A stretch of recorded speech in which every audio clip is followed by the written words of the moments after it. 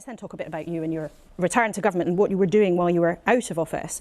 You, out of office, pursued various different business interests, commercial interests. Our viewers might remember that you worked for a firm called Greensill Capital, a financial firm. Now, you contacted former colleagues in government on their behalf. A committee of MPs, there you are with Lex Greensill, a committee of MPs found that you had showed a significant lack of judgment. Now, you've answered some of these claims before, but you have never before said how much money you were paid. Documents seen by the BBC say that you received about £10 million. Is that true? No, that isn't true. So how much did you receive? The first thing is, while I was out of office, the most important thing I did was to help Alzheimer's Research UK raise millions of pounds for people battling with dementia.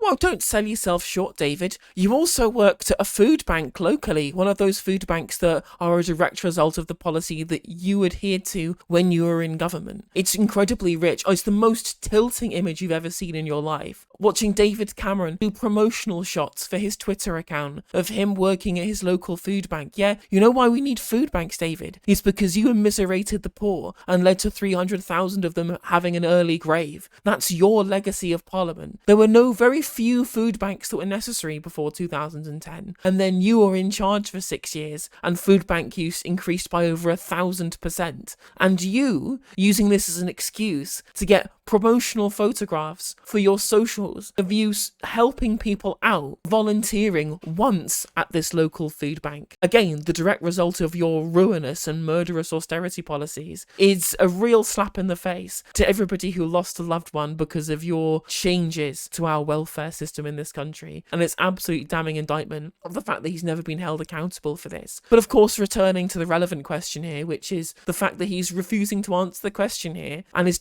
doing an Albania, not answering an awkward question by answering a question that nobody's asked about his time helping Alzheimer's charities, which, fine. It's fine to help Alzheimer's charities. Maybe they should have been helped more with aid from the state rather than having to rely on the generosity of ex-prime ministers. So that was the number one thing that I did. I've had to stop that. Now I'm coming back into government and I have just that one job. This issue on Greensill has been examined, as you say, by all these committees, by all these inquiries. But you've never answered how much money you were paid. And now you're back in government. That comes with scrutiny that I'm sure you understand as someone who's in frontline politics for a long time. How much money were... I don't really care how much he was paid. People get paid loads of money from lobbyists. People get paid loads of money to do this stuff. The issue isn't, of course, how much they get paid. It's the fact they're getting paid at all and how much influence that's going to have on the way in which people craft policy and the ways in which that they ask for favours from their mates in government, as we have already seen from the WhatsApps between David Cameron and Rishi Sunak from when he was Chancellor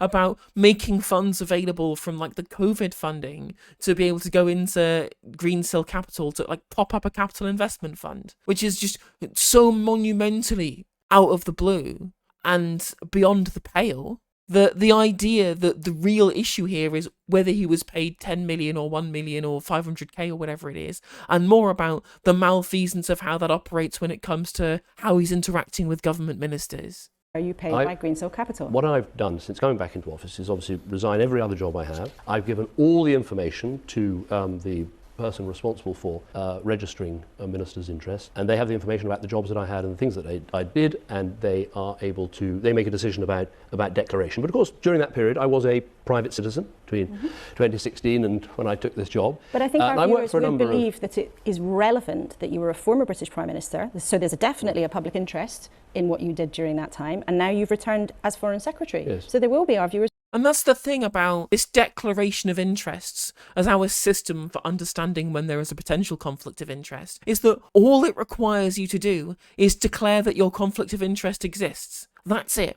That's all that it requires you to do. You can have as many conflicts of interest as you want, as long as you're open about the fact that they exist. When, of course, really and truly, a real system that would prevent these things happening would be to ban people from having these conflicts of interest by, banning things like second jobs. But neither party wants to have a proper, watertight version of doing this, because even people like David Lammy make loads of money doing things on the side. Will want to know. And you say you've registered all your interests now. That's perfectly legitimate. Why won't you tell people how much money you were paid? There's a figure out there you say is wrong. Tell us the right one. Well, because I was a private citizen. I've had a number of different interests and things I did, including important charitable work. And I think as a private citizen, you're entitled to do that. And that's what I've done. But very clearly, I'm coming back into government. I resigned every single job, every single position, everything I did. Then you make a declaration of your interests. You have to explain companies you've been working for to the person who registers these interests, and then that's what they decide to publish. You are now back after a period of absence. I think we can show people you taking your red arm in the House of Lords. What was it like when you were out of government, watching your party tear itself apart during all of those chaotic Conservative years? Well, it was obviously a very difficult period for the country and for the Conservative Party. I took the view that on leaving office, the best thing to do was not to comment, not to give a running commentary on what was happening. There are often moments when I wanted to speak out, but I think the whole point is it's hard enough being Prime Minister without having all your predecessors telling you what to do. So I was relatively silent. I think there were one or two occasions I spoke out about particular things, but on the whole, I tried to say very little. I also did not go and sort of refresh a whole lot of relationships with European leaders because we were doing important negotiations in Europe, and I didn't want in any way to go behind the back of government. In some ways, maybe that's made it easier now to come back in because I'm now responsible for a lot of our relationships with European leaders and our relationship with the European Union. I mean, really and truly, I mean, speaking about our relationship with the European Union, Dave, I think it's less about trying to maintain a neutral position and more about the fact that the Conservative Party tearing itself apart in the wake of Brexit and all of the negotiations that have come after that vote happened, after we left the European Union, by speaking up about internal Conservative Party fighting, you'd have to admit, David, very specifically, that you were at fault. You were the one who precipitated literally everything that's happening because you were the one who ran on the platform of running on the manifesto because you were scared about internal factions within your own party and the threat of UKIP from the right as well. So it's very funny to me that him saying, well, I can't comment on the internal party issues after I left because he knows that he's literally entirely to blame for all of this stuff. Union.